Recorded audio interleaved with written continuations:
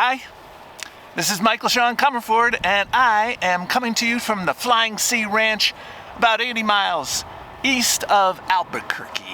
That's for the story cycle, Americans in a Pandemic, going Chicago to LA, asking questions about COVID.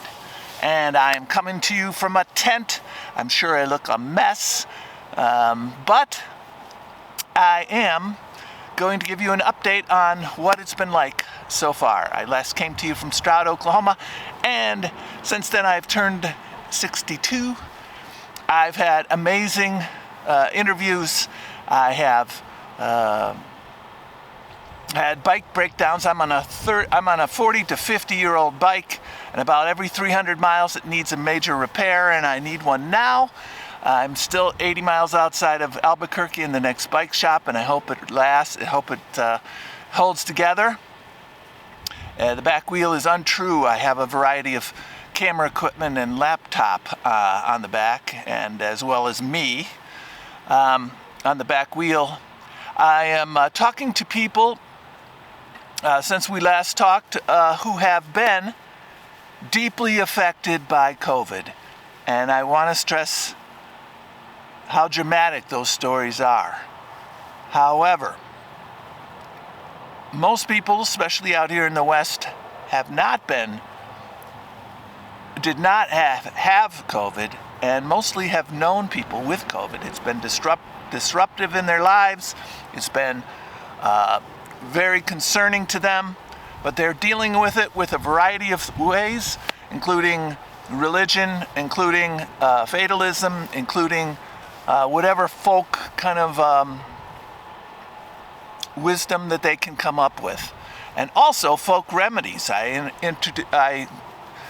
met a fellow who used dewormer on his cattle, so he decided, well, I'm going to use the same on me.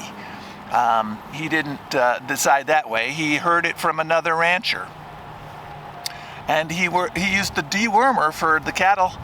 He drank it and felt better after having COVID. And his veterinary doctor and his doctor both said that dewormer will help. It does help your recovery.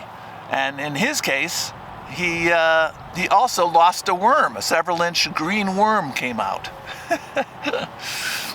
So I've been asked what's the most interesting part of this trip, and I have to say the astonishing people that I meet every day, and I hope to see more today. Also, so I get the feeling that I am not riding across a country that's war-torn. I get a feeling that I read a New York Times article yesterday about all the compelling things people say that have been affected by COVID, and that was dramatic. And I have had that also. However, that is not the most common experience that I'm finding. And I'm finding people living with COVID and a very vital country. And I am enjoying this ride. Not all of it, but a lot of it. And it's the vistas, all the things that you read about or know about. In Oklahoma, there was the ranchers and the cotton fields and the just the history, just knowing that this was the Dust Bowl area and Boll Weevil and the areas where the frontier people were coming across the plains, going on their way to California, and the Native American experience before that, and in Texas, those great open ranges and the cattle and those. And in my case, berserk dogs chasing me over the landscape. And here in New Mexico, these great vistas where you can see off 10, 20, 30, 40 miles ahead of you. And the roads go off into vanishing points, which is very intimidating to a bicycle rider, because you can see how far ahead you have to go before you feel like you've made any progress. And there are tribal territories ahead, and I'm going up to over 7,000 feet. So we're a lot of uphill riding and wind today that may reach gusts of 45. So coming to you from the tent of the Flying C Ranch. It's Michael Sean Comerford. Stay with me on the ride, and we have lots of surprises ahead. Thank you.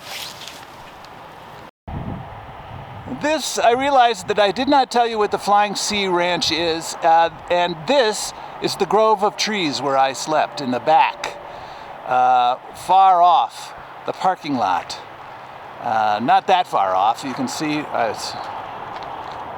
but hidden from the parking lot. That is Route 40, and I am riding it. The speed limit is 75, and it's the original route of 66, and some wagon trails before that.